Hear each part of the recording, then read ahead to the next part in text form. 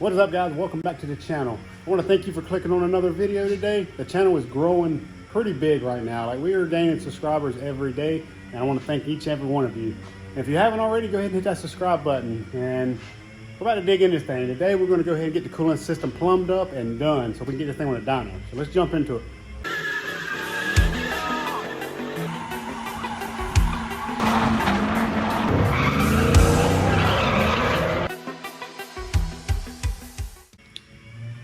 So where we left off was we got the car running, everything's in. Cooling system's the last thing we have to really do to get this car ready to drive and get on the dyno. So I've been kind of playing with some stuff here I've had laying around, just trying to get an intake system set up, because obviously the factory ram air type deal is gonna be sucking air from the cooler here that I didn't want. And I'm gonna be running this thing in speed density anyway, so we're not gonna be running a mass airflow. All we're gonna need is our intake air temp, and it's already located here. This piece here is perfect for our radiator. So I just had this thing laying around. I never throw intake pipes away. This is from like an old Silverado that I had, and had that laying around, so that kind of worked out. Looks kind of neat. So all I gotta do now is, I had this filter laying around, AFE filter. I don't have the velocity stack that goes in here. I'm gonna try to find one. Just kind of put this filter kind of right down here. That way it can suck air from the front down that way. And I think that'll work out pretty good. But today what we're gonna focus on is getting this cooling system done. So right now, the last things we really got left is, I got a fit and a screw in here, a 1/4 inch thread to a 3/8 hose for our return hose here to the jug. There's another fit that goes here, that same size. And what I'm gonna do is I'm gonna cut this hose in half and put a T in so we can run our steam port line into that, so we can all feed back to the top of this jug. And then we're just gonna put a regular size cap, maybe a little higher pressure than the one here on our expansion tank, and our cooling system should be done. For the top hose here, I'm waiting on a 1.25 inch to a 1.5 inch 9-degree elbow. What I actually bought was a bunch of these. These are silicone couplers. These are 1.5 inches. I'm gonna use these to pretty much adapt from here over to our water pump. But for now, just to get it done, I got one on order. It won't be here for about 3 or 4 more days. That doesn't fit the best, but I can clamp it, and that can probably get us to a dyno session. And that's just gonna run through there. And then I have this really nice aluminum tubing I'm gonna use to put in place. I even bought a nice tubing beading roller. Man, look at that bead I done with that tool. So nice, looks so professional. Little details like that. I bought a little beading roller. I'll show it to you right here. This thing works absolutely amazing. It did that bead so nice. So pretty much you just kind of stick it on there, take that handle and crank it, and it puts a bead on it. So that's what we're gonna be using for our top radiator hose. This and that, silicone couplers. But like I said, I got another one of those on order. It should be here Monday. As far as the bottom hose goes, I have this big 1.75 inch hose. I'm gonna cut it in about half right here. And then I'm gonna use another one of these silicone couplers here to come off of our thermostat housing. And then I got an ICT billet hose adapter. I don't like using stuff like this. I like having one-piece hoses, but this should do pretty good. So we're gonna get into it. Another thing, as far as the fan goes, I was gonna try to use the factory Corvette fans, but I did not like the fit up. Like I was saying in my last video, this is an Eastwood radiator. It's a tri-flow radiator. Water has to go through this thing 3 times before it comes out. And like I was saying, the Corvette fans just didn't fit it the way I wanted to. And Eastwood actually makes a shroud and a fan setup for this radiator. And that's what I have right here. So pretty much this fan shroud just snaps on to the radiator. It doesn't bolt on or anything. You just kind of clamp it to the bottom and then bend it over the top. And it's supposed to just snap on and sit perfectly still. My plan was I was gonna tack weld it on, like get it fitted and just kind of run a few beads to kind of make sure it doesn't slide around. But this seems pretty nice. I'll pull this protective film off. And that derail fan, it's a 16-inch fan. It's made for this shroud. It's cut out perfect. Eastwood sells both of these items on their website along with the radiator. That radiator was only $189. His shroud was $107. And I'm thinking that fan was $150. So not a bad combination. I could have bought a DeWitt radiator, which is pretty common for these Corvettes, but it's $800 and it didn't have a fan set up. And I honestly feel like this radiator is gonna work better than the DeWitt's radiator. So let's get this radiator pulled back out, get the shroud put on and the fan, and go from there. So I think what I wanna do here is, they give you nuts and bolts to put this on, but if I tack weld this shroud onto the radiator, I'm not gonna be able to get to the nuts anymore. So I think I'm gonna go ahead and put a nut cert in there. That way I can just screw a regular bolt in, be able to unbolt the fan straight from the shroud if it ever goes bad. But I'm gonna see if I got any nut certs that'll fit the hole. This is the nut cert tool that I use. This thing has done me very well. That's the part number for it. It comes with all these different threaded nut certs. I'm gonna go through here. This kit actually does, I think they do have some M12 stuff, metric stuff in here, and which is kind of hard to find in a nut cert set. Most of the time they're all standard sizes. So I'm thinking I'm gonna be needing this 1/4 to bolt the fan shroud on. I'm gonna go through the box. The fan shroud did come with some nuts and bolts. That's what come with the fan. So I'm gonna dig through here and find the nuts and bolts, find out what size they are. Here's the nuts and bolts here. I'm pretty sure them are 1/4 thread.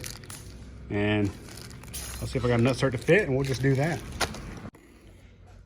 So the bolts that come with is actually an M6. So we'll go ahead and see if I can get these to fit in the shroud, use the tool. See if I have to drill the hole. Yep, I'll have to drill the hole a little bigger, but I think that's gonna be better than having to nut and bolt it. All right, nut certs are in. Worked out pretty good. Crushed nice. So now we can just bolt our fan on and off the front with no issues. Well, got the fan bolted on. This works out pretty good. So now if I ever have an issue, I need to replace the fan, I don't have to hold the nuts that come with on the back side. That way, if I do want to tack weld this to the radiator, I'll be able to without issue. So I think now what I'm gonna do is go ahead and try to get the coolant hoses routed where I want them, because the fan's not really gonna be in the way or an issue of anything. So I need to go ahead and get this bottom hose mocked up and made, because I gotta cut that in half and try to make some stuff work. So that's gonna be next. All right, so I think this is gonna work pretty good.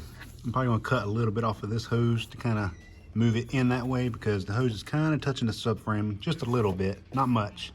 So cutting maybe 1/2 inch off of this is gonna get it over out of the way, but I'm happy with that. All right, so I got the hose pieced together. I like using the spring clamps. They help keep constant tension on the hose. Normally new hoses with a regular worm clamp or screw clamp, after these get a heat cycle, they'll just loosen up, they'll shrink, and their clamp will get loose on them, and then you have the potential of blowing it off.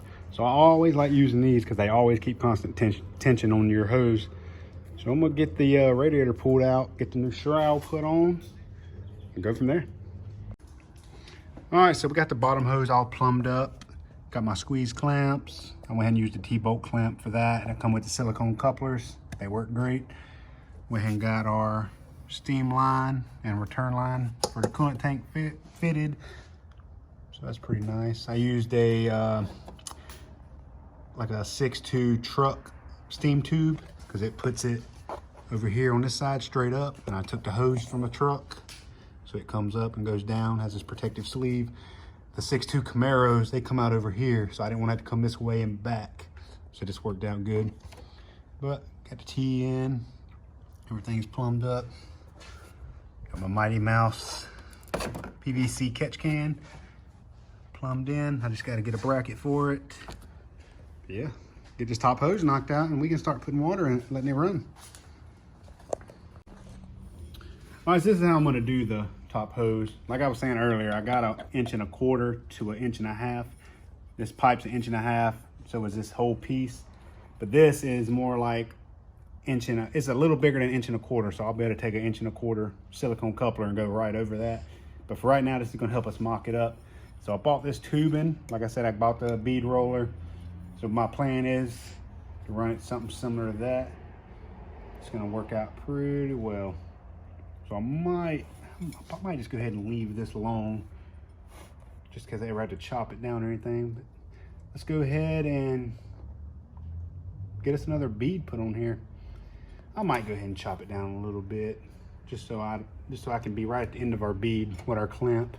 I don't think I'm gonna have to cut the silicone couplers or nothing. All right, well, I'm gonna get this measured out and get it cut, and we'll be right back.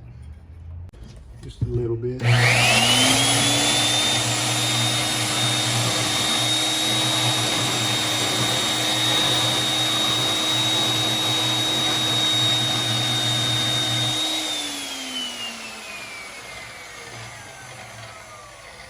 All right, so we're gonna go ahead and put another bead on this pipe. The key is to go slow and steady. Once you get it started, it'll start holding itself pretty well. Just a little turn at a time.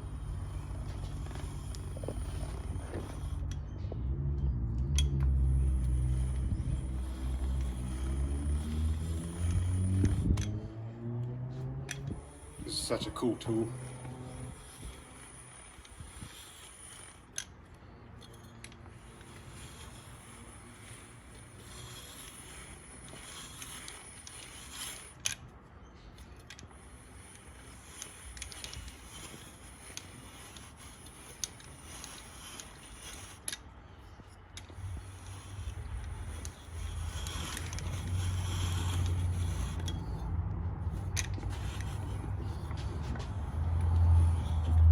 Gets a little bit of tension on it, it starts to get a little harder.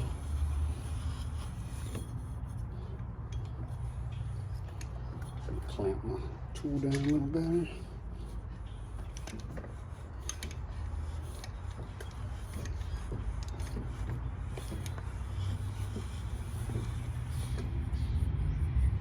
Go just a tiny bit more.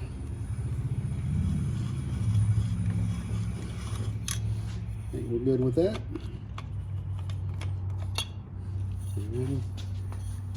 Nice bead. So now let's go see if she fits. All right, so as you see, nice bead. It's gonna slide in that silicone nice. Get just enough that our clamp's gonna have enough width to cover, just like that. And then I think that's gonna be nice. All right, so I'm gonna go ahead and tighten this clamp up outside the car. But if you see, the radiator fan fit pretty well. Looks good, fits nice. It's not bolted or anything, but it nice snug. Pretty nice design. All right, top hose is done. Other than having to switch this out next week, squeeze clamp has it really nice and tight. Might even leave it, don't know yet. But yeah, it looks pretty sweet. I feel like that's gonna hold up very well. Easily to service if I need to. Because the factory Corvette top hose wouldn't fit here and it was a little too long. So this method right here gave me the best adjustability and being able to mock it up very easily. So I'm super happy with how that turned out. Looks good. All right, got us a good old AC Delco battery for the Vette. The old battery would pretty much take a dump if I let it sit for too long. All right, so this thing got up to temp. Water's flowing really well, thermostat's open. So the water comes in the top over here first, makes its way through here, down, back that way, then back down and out the bottom. Radiator's really hot up here, but down here it's cold, like the radiator is literally cold. So this radiator is actually working really well right now. It's not come up to about 180 degrees. Thermostat open, I got a 160 thermostat in it. I don't even have the fan on right now. I think this radiator is going to be a winner. See what the coolant temp's at.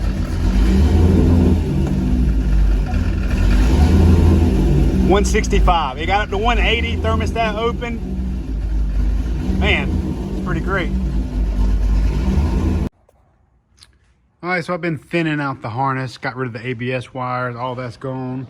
And for right now, I'm just, until I get my connectors in to wire the fans in, I'm gonna use the fans from the Corvette to plugs. Well, I'm gonna cut these off and put new pigtails on. But the fan for the power steering cooler, I'm gonna have it run off the other cooling fan plug since I'm only using one fan. So I'll have it pretty much that cooling fan there for the power steering to come on with the cooling fan, which is around 165. So yeah, I'm about to crank it up, let the fan run, see if it cools it down, and start thinning out some more of this stuff that I don't need, like fog lights and all that. I'm super happy with it. This radiator doesn't sit, I mean, the way it looks like it hangs down, but as you can see, subframe hangs lower. Plus, like I was saying in my last video, I'm gonna build a bar to come down and under it to kind of protect it and have like a jack point and whatnot. So let's get this thing down and crank it up. So I guess I'm gonna wait, get the fan to come on and see what the temperature drops to. Because I've been using a Milwaukee M12 battery just to power the fan, and it pulls okay, but that thing has like no amps to it, so the 14 volts from the Corvette should make that fan rip. Fan should come on at about 172, I think is what I got it set to. So we'll see.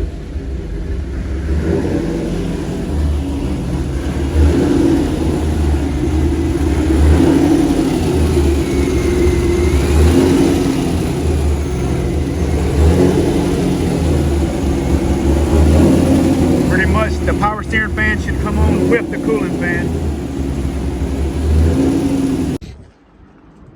All right, so I'm out here at the junkyard, LKQ in Charlotte, which is like one of my favorite junkyards. Actually, about a year ago, I did a pretty cool video where I hooked different voltages up to different items, like washer fluid. I hooked 48 volts to them, and it was a pretty cool video. So I'm gonna link that right up here in the top. You can go check it out. It was a pretty cool video. I was hooking 48 volts to window motors, like making windows go really fast, so it's pretty cool. But right now I'm trying to find some connectors for my cooling fans, because I don't like the cheap ones you buy offline, and the junkyard has a really good option for really strong connectors. So if I was doing pulse width, BMWs and Volkswagens have some of the best connectors, and Volkswagens, like Jettas. Like this right now, I'm looking at a Volvo S40, it's like a 04 model. It's got a really nice connector if I was going to do pulse width. So looking down here, really nice plug. It's got the two main wires, and then it's got the one small one to turn the fan on for the pulse width. So this is a great option if I was doing a pulse width fan. Another great option is BMWs. If you're doing pulse width, BMWs have another nice connector with the one small wire. Volkswagens, they have two exciter wires if you're doing pulse width, if you're doing two fans, so they have a nice option. But I'm just looking for something with two wires, nice gauge wire, and I think I found it. Another good option if you're running like a low power fan that's not pulling a lot of amps, these factory Honda connectors are really nice. I've used these with good luck. The wire on the car side is a little thin, but it's good quality stuff and it's not gonna burn up. So I'm probably gonna use one of these for my power steering cooler fan, just because it's not gonna pull a lot of amps. But the one I'm using for the 16-inch fan for the radiator, it's a monster. So this is off of a Audi. This is a cooling fan plug. Really good thick wires. These are really good connectors. All that's just in this harness, but as you see, two wires, should never melt.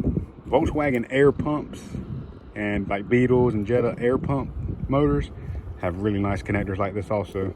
All right, so we got our Audi cooling fan plug wired in. Thing looks nice, harness is all routed out of the way, secure. And then for our power steering fan, got our Honda plug right there, running around right to our cooler. We're all wired up. We're good to go. Everything's wrapped in Tessa tape, cloth tape, whatever you want to call it. I absolutely love using that. So yeah, everything looks good and secure. Shouldn't have no issues out of that. All right, so that's gonna do it for this video. In the next video, we're gonna go ahead and get the car aligned, and I'm gonna break down how I'm gonna do my alignment on this car so you can do it yourself and get a pretty much good idea of a drift car alignment. So I appreciate you watching. Until the next one, we'll see you then.